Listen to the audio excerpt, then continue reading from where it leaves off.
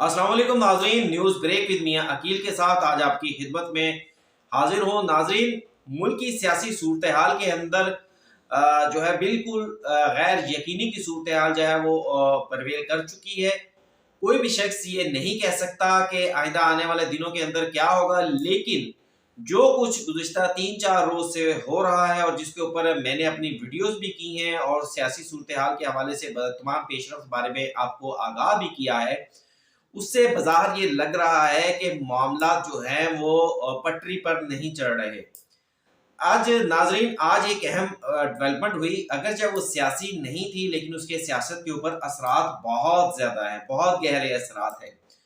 नाज़रीन, लियाकत अली चट्ठा, कमिश्नर रावलपिंडी, जो कि एक अरसे से रावलपिंडी के अंदर फ़राइज़ सरअंजाम दे रहे थे, आज उन्होंने कोई 1 बजे के करीब, सवा 1 बजे के करीब प्रेस कॉन्फ्रेंस की और उस प्रेस कॉन्फ्रेंस के अंदर उन्होंने अपने इस्तीफे का ऐलान किया।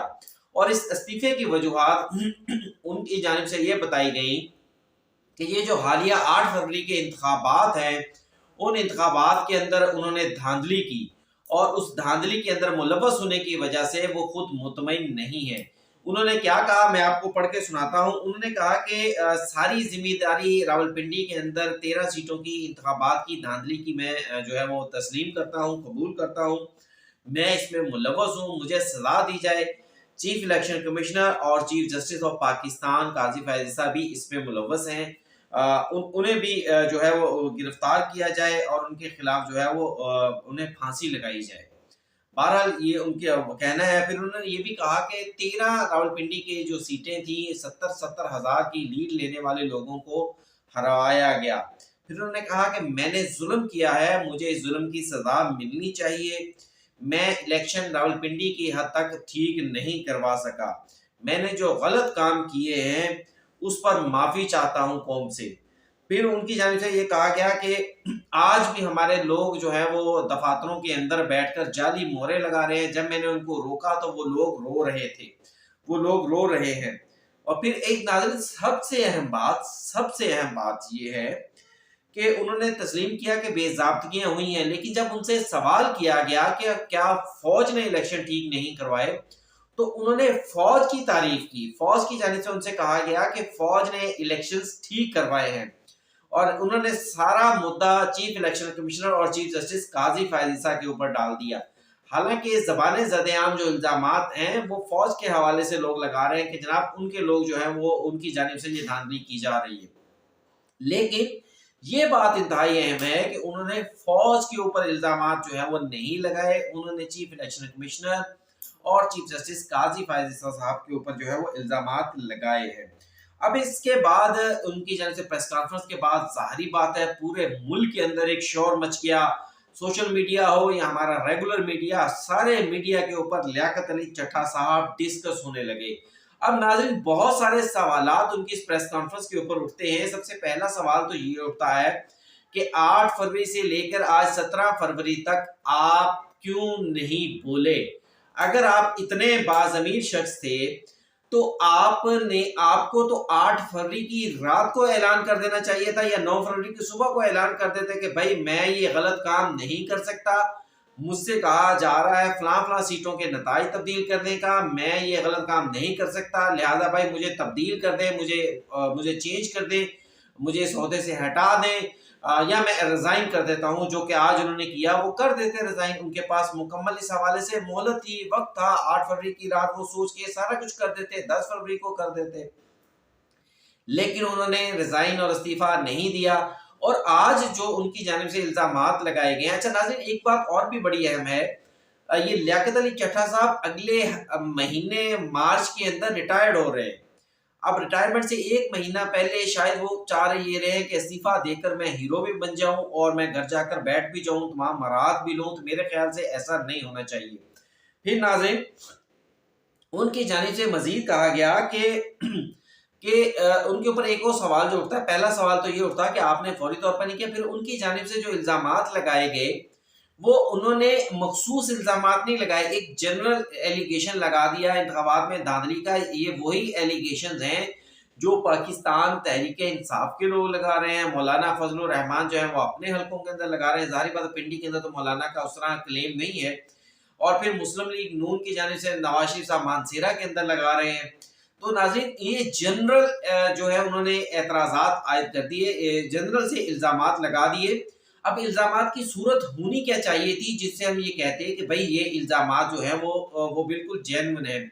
میں ناظرین بات کرتا ہوں، مثلا فرض کرتے ہیں پنڈی کے حلقے سے حنیف عباسی صاحب جیتے ہیں، تو کمشنر راولپنڈی لیاقت علی چٹھا صاحب کو کہنا چاہیے تھا کہ بھئی ہمارے پاس جو فارم 45 آئے تھے، ان فارم 45 کے مطابق حنیف عباسی صاحب کو میں ایک مثال دے رہا ہوں، ووٹ پڑے تھے 30,000، جبکہ ان کے مخالف امیدوار جو کہ پی ٹی آئی کے تھے آزاد امیدوار، ان کو ووٹ پڑ گئے تھے 1 لاکھ۔ تو 1 لاکھ والے کو ہم نے ہروا دیا اور 30,000 والے کو ہم نے جتوا دیا، اتنے ووٹوں کے اوپر ہم نے جتوایا ہے، اور اس کا لیے ہم نے یہ میتھڈ استعمال کیا ہے۔ مثلا ہم نے پاکستان تحریک انصاف کے امیدواروں کے ووٹوں کو جو ہے وہ کراس کر دیا تاکہ وہ کاؤنٹ نہ ہو، ہم نے ووٹ چینج کر دیے تاکہ حنیف عباسی صاحب کے ووٹ جو ہے وہ دوبارہ سے ایڈ کیے جا سکیں۔ پھر ہم نے جو ہے وہ یہ الزام بھی ہو سکتا تھا کہ ہم نے فارم 45 پھاڑ دیے، جلا دیے، آگ لگا دی، ان کو آگ فلاں کمرے کے اندر لگائی گئی، وہاں جا کر دیکھا جا سکتا ہے۔ پھر ایک چیز یہ بھی ہونی چاہیے تھی کہ وہ میڈیا کو ساتھ لے کے چلے جاتے، اگر ان کا کہنا یہ ہے کہ آج بھی دھاندلی کے حوالے سے اقدامات کیے جا رہے ہیں تو وہ میڈیا کو ساتھ لیتے، 10 یوٹیوبرز کو ساتھ لیتے اور آر او آفس کے اندر گھس جاتے اور بتاتے کہ یہ دیکھیں یہ ہمارے لوگ جو ہیں یہ جال سازی کر رہے ہیں۔ لیکن ناظرین ان کی جانب سے الزامات لگائے گئے وہ ہو بہو جنرل اور ایک عام سے الزامات لگا دیے گئے کہ بس ہم نے دھاندلی کی ہے، تمام سیٹیں پی ٹی آئی کی تھی اور ہم نے ہروا کر جو ہے وہ نون لیگ کو جتوا دیا یا دوسری کسی سیاسی جماعت کو جتوا دیا۔ تو یہ بہت سنگین الزامات ہیں۔ پھر ناظرین پھر ان کے اوپر ایک یہ بھی سوال اٹھتا ہے، ایک سوشل میڈیا کے اوپر میں آپ کو یہ ویزا دکھا رہا ہوں کہ جناب 13 فروری کو انہوں نے امریکہ کا ویزا حاصل کیا ہے۔ اب دیکھنا یہ ہے کہ یہ 13 فروری کو کیا 8 فروری سے 13 فروری کے دوران جو ہے وہ انہوں نے امریکہ کو کوئی ایمرجنسی ویزا حاصل کیا ہے یا وہ اس سے پہلے امریکہ کا ویزا جو ہے وہ حاصل کرنا چاہ رہے تھے۔ اب یہ ویزے والی بات جو ہے یہ بھی سوشل میڈیا کے اوپر چل رہی ہے، اس حوالے سے بھی تصدیق کرنا ہے، کیونکہ سوشل میڈیا کے اوپر یکدم اتنی ساری چیزیں آ جاتی ہیں کہ ان میں سچ یا جھوٹ ڈھونڈنا مشکل ہو جاتا ہے۔ تو یہ ویزے والی بات بھی سچ یا جھوٹ ڈھونڈنا مشکل ہو جاتی ہے، لیکن بہرحال ان کا ویزا جو ہے وہ میں آپ کو دکھا دیتا ہوں۔ اب یہ سچ ہے یا جھوٹ ہے اس کا فیصلہ تو وقت آنے پر ہی ہو سکتا ہے یا لیاقت علی چٹھا صاحب خود بتا سکتے ہیں، لیکن ناظرین یہ تمام سوالات وہ ہیں جن کا لیاقت علی چٹھا صاحب سے پوچھا جانا چاہیے۔ اب اس کے بعد خبریں یہ چلی کہ جناب انہیں گرفتار کر لیا گیا۔ اس حوالے سے راولپنڈی کے ایس ایس پی جو آپریشنز ہیں ان کا باقاعدہ جواب آیا، انہوں نے کہا کہ لیاقت علی چٹھا صاحب کو گرفتار نہیں کیا گیا، گرفتاری کے لیے کسی نہ کسی مقدمے کی ضرورت ہوتی ہے اور لیاقت علی چٹھا صاحب کے خلاف کوئی بھی مقدمہ نہیں ہے۔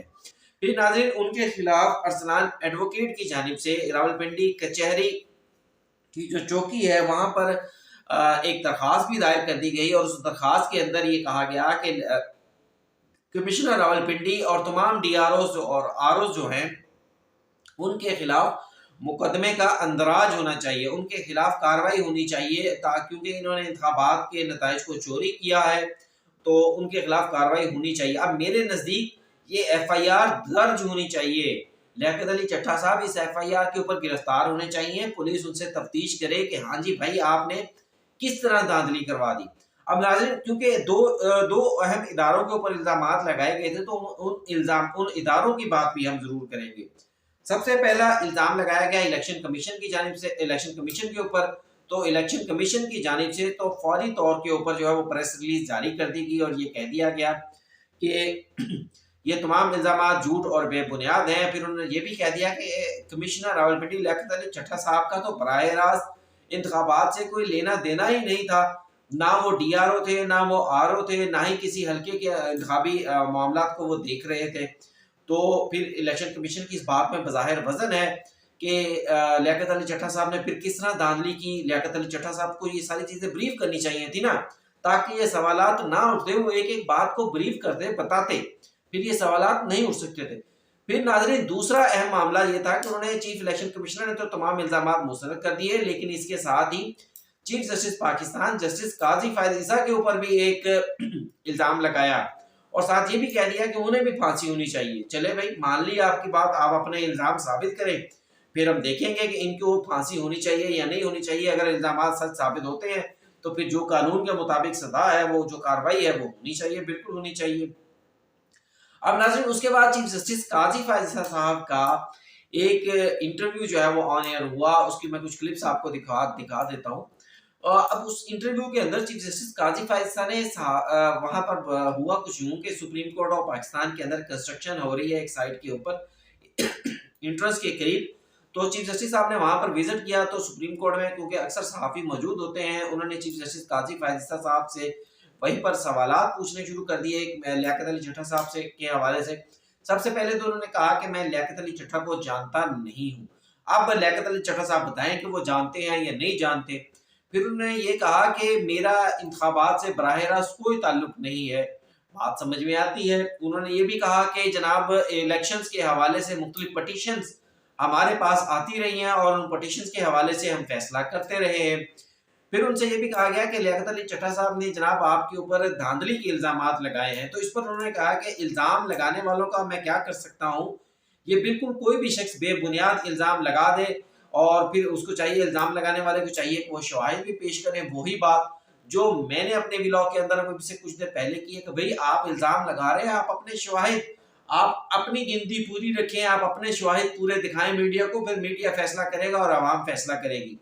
لیکن ہمارے ملک میں ایک طبقہ ایسا پیدا ہو گیا ہے یا ہمارے ملک کے اندر ایک الزامات کا جو کلچر بن گیا ہے. پہلے سیاستدانوں کے اوپر الزامات لگاتے تھے، لیکن اس کے بعد ایک سیاسی جماعت، میں نام نہیں لیتا، چلے میں بلکہ نام لے دیتا ہوں، پاکستان تحریک انصاف، جب سے اس سارے واقعے کے اندر آئی ہے تو اس کی جانب سے براہ راست اداروں کے اوپر براہ راست جو ہے وہ الزام سازی کا، جو پہلے سیاستدانوں کو کہا گیا چور ہیں، سب لوگ چور ہیں، پھر اس کے بعد کہا گیا کہ جناب ادارے جو ہیں وہ کرپٹ ہیں اور یہ اداروں نے یہ کچھ کر دیا. تو ناظرین ہمارے ملک کے اندر یہ بغیر شواہد کے، دیکھیں شواہد ہو تو الزامات ضرور لگنے چاہیے. میں آپ کو مثال دیتا ہوں، عمران خان صاحب نے 2013 کے الیکشن کے اندر بھی 35 پنکچر کا الزام لگایا تھا. سپریم کورٹ کا کمیشن بنا، وہاں پر کچھ بھی نہیں ثابت کر سکے. وہاں پر یہ کچھ جو چیزیں ثابت کی وہ بے ضابطگیاں تھی. مثلا بھائی یہاں پر فلاں کا دستخط ہونا چاہیے تھا، وہ دستخط کرنا بھول گیا. فلاں کے یہاں پر فلاں چیز ہونی چاہیے تھی، وہ فلاں چیز کرنا بھول گیا یا وہ نہیں کر سکا. لیکن وہاں دھاندلی پی ٹی آئی ثابت نہیں کر سکی تھی. اسی طرح اب ان الیکشنز کے اوپر بھی باقاعدہ الزام لگائے جا رہے ہیں. پاکستان تحریک انصاف ایک موومنٹ چلانے کا بھی اعلان کر چکی ہے، جمعیت علماء اسلام بھی کر چکی ہے. تو چیف جسٹس قاضی فائز صاحب کے اوپر واپس آتے ہیں تو ان کی جانب سے کہا گیا کہ الزام لگانے والوں کو چاہیے کہ شواہد بھی ساتھ لگائیں. اور پھر یہ بھی کہا گیا کہ جناب جو الزام لگاتے ہیں، اگر ایسے تو پھر کل کوئی قتل کا الزام لگا دے، کوئی چوری کا الزام لگا دے. پھر چیف صاحب سے یہ بھی پوچھا گیا کہ بھائی آپ کیا کمشنر راولپنڈی لیاقت علی چٹھا صاحب کو کنٹیمپٹ کا نوٹس جاری کریں گے؟ تو اس پر انہوں نے کہا کہ میں ذاتی طور کے اوپر تو کنٹیمپٹ کے نوٹسز کے خلاف ہوں، لیکن اس دن مقدمے کے اندر جو کاروائی ہوگی وہ صحافیوں سے انہوں نے کہا کہ آپ لوگ آئیے گا اور دیکھ لیجئے گا کہ مقدمے کے اندر کیا کاروائی ہوتی ہے. پھر چیف جسٹس صاحب نے مزید کہا کہ جو مقدمہ زیر التوا ہو میں ان کے اوپر بات نہیں کرتا.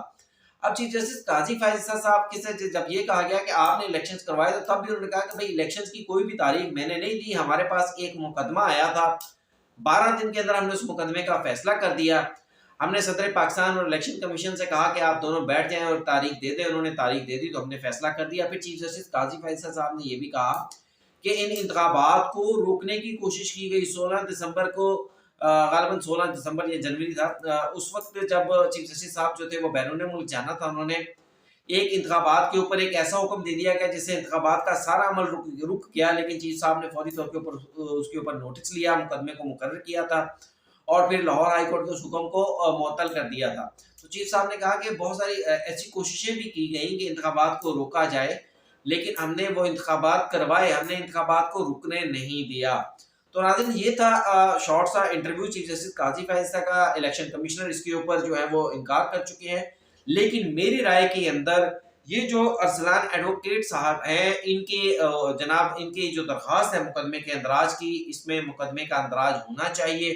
یا دوسری صورتحال یہ ہے کہ لیکن اس میں کچھ حتمی نتیجہ نہیں نکلے گا کہ سپریم کورٹ ان کو جو ہے لیاقت علی چٹھا صاحب کو بلا لے اور ان سے پوچھے کہ بھئی آپ نے کس طرح دھاندلی کی، آپ آ جائیں بتا دیں. اور ہاں ایک بات میں یہ بھی کہوں گا کہ اگر سپریم کورٹ ایسا کوئی نوٹس لیتی ہے یا لیاقت علی ٹھٹر صاحب کو بلاتی ہے تو کیونکہ ان کی جانب سے یہ الزامات جو ہیں چیف جسٹس قاضی فائز صاحب پر لگائے گئے ہیں، تو اس میں چیف جسٹس قاضی فائز صاحب کو خود نہیں سننا چاہیے۔ ہاں البتہ اگر کنٹمپٹ کا کیس جو ہے بنایا جاتا ہے، کنٹمپٹ میں نوٹس کیے جاتے ہیں، تو پھر چیف جسٹس قاضی فائز صاحب خود سن سکتے ہیں۔ لیکن اگر جنرلی ان کو بلایا جاتا ہے، ان سے الزامات پوچھے جاتے ہیں اور شواہد پوچھے جاتے ہیں، تو پھر چیف جسٹس قاضی فائز صاحب کو اس بینچ کا حصہ نہیں ہونا چاہیے اخلاقی طور کے اوپر، اور یہ معاملہ جو ہے بینچ نمبر 2 یا بینچ نمبر 3 کے سامنے رکھنا چاہیے، تاکہ وہ لوگ ان الزامات کا جائزہ لیں اور انتخابات کے حوالے سے جو کمشنر راولپنڈی کے الزامات ان کا جائزہ لے کر کوئی حتمی فیصلہ کر سکیں۔ دوسرا آپشن یہ ہے جو کہ میرے خیال سے بہتر آپشن ہے